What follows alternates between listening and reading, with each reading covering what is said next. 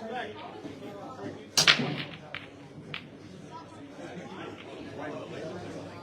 one in a while. Oh, hello. What's going on here? Alrighty, welcome back to the final one. Now, in this one, you see I break off. Actually, the first time come dry in a while, and that's why Mick was actually quite excited.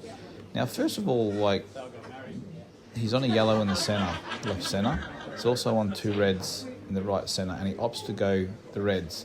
Possibly due to looking at the reds in the middle of the table, they all go actually quite easy.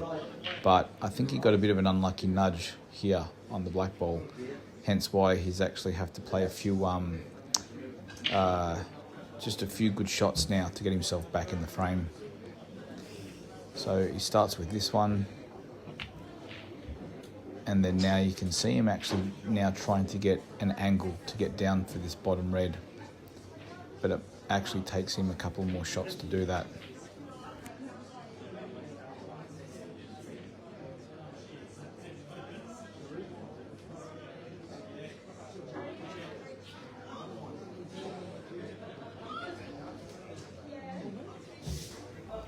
So it may look quite simple here. Yeah, just put a few balls, come down, but the way Mick works this out is actually very good.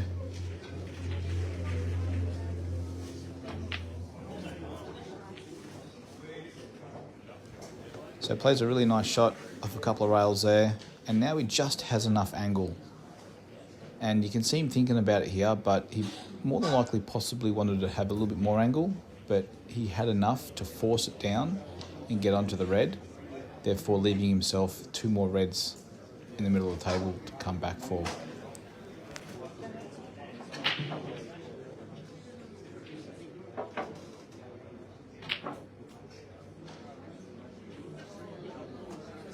So plays it beautifully there, great angle. Any more than that, he might have been a little bit in trouble, and plays this absolutely superb. Game over. So pretty much this whole out was trying to find an angle to get onto that bottom ball and then come back up the table. That's why he pretty much went reds, because they were all sort of in the middle of the table. And then, yeah, makes this look very easy.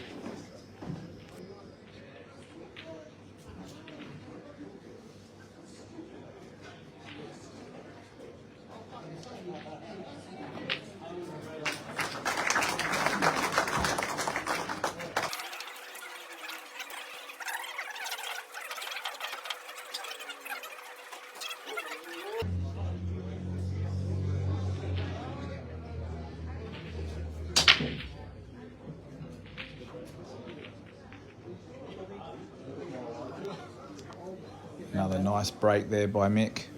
Just want a quick shout out to my sponsors, Freca Azura, Society Link, Green Apple Dental Clinic, Gaza Bradshaw, Photography, Western Districts, Carpet Cleaning, and Rack 'em Up, where you're seeing this take place right now in the Liddell.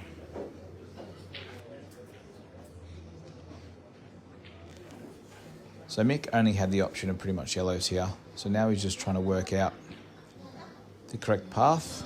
Or sometimes when you've got balls over pockets, or you do have a few easy ones, a lot of people will just quickly rush, knock them in, and then find it actually snowballs a little bit out of control at the end, and you might find yourself on a harder black. But it's just a good time now to actually just sit back for 30 seconds, have a good think about it, like Mick's doing, and making sure of the correct way to make this out. So you can see he's trying to get an angle to get to the bottom right yellow, and you see him do it off this ball now. Runs it a little bit too far, but still okay. If he was up a little bit higher, he could have played the centre one, but that's okay. He's got pretty much a big margin for error here. He can knock this in, come up and down the table. He can land anywhere he wants in this half of the table, as you can see. Even puts a lot of side on it there, but he could have landed pretty much anywhere in the bottom half of the table and knocked that black ball in.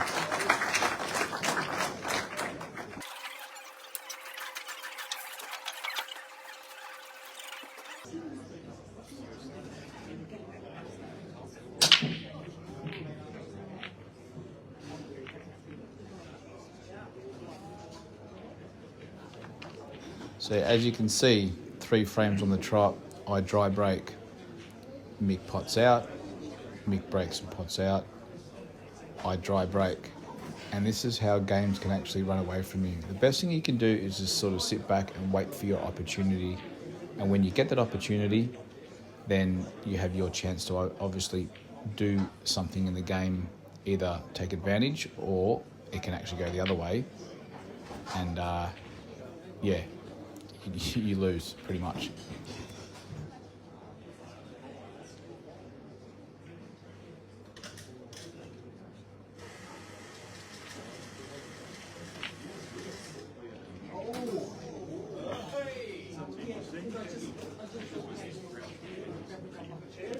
Ooh, so it's very important in situations like this that you take full advantage. These are the situations in a game, in a long race. I always say that in a race to 11 or 8 or whatever, or somewhere around that area, you'll have it's like reading a book. You'll have a start, you'll have a middle, and you'll have an ending.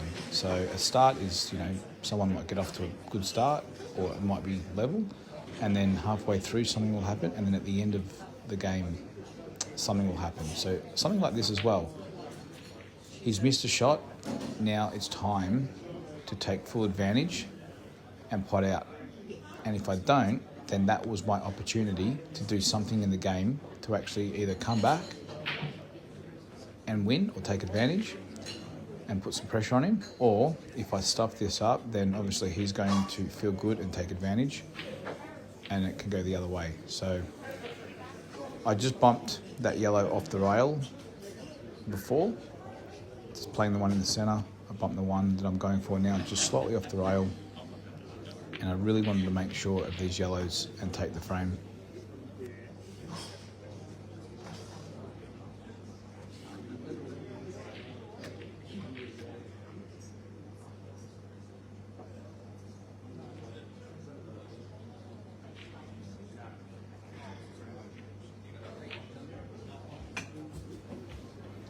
So I rolled forward to knock the yellow in the bottom rail, but I was hampered slightly.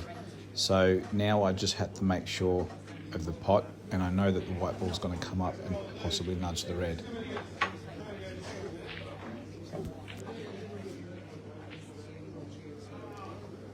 If it missed the red to the right-hand side, I was happy with that. I just didn't want it to the left-hand side because it could have put me in trouble.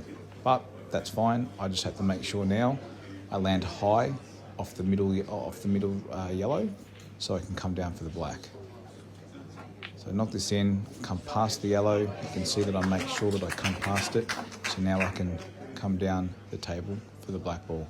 But if I come down on the right-hand side of the reds, I'm going to leave myself a long, hard pot. So I tried to stun across the table, picking the gap past the red and pretty much where my cue is now. And I want to land on a 5-cent piece. Normally, I don't like doing stuff like this, trying to land on a 5-cent piece, but sometimes you've got to give it a go. And it actually worked out perfect. So very happy with that. So once again, thank you so much for watching these videos. Hit that subscribe button if you can. And if you've already subscribed, I appreciate you watching and leaving comments and giving me more ideas in the future. Take care.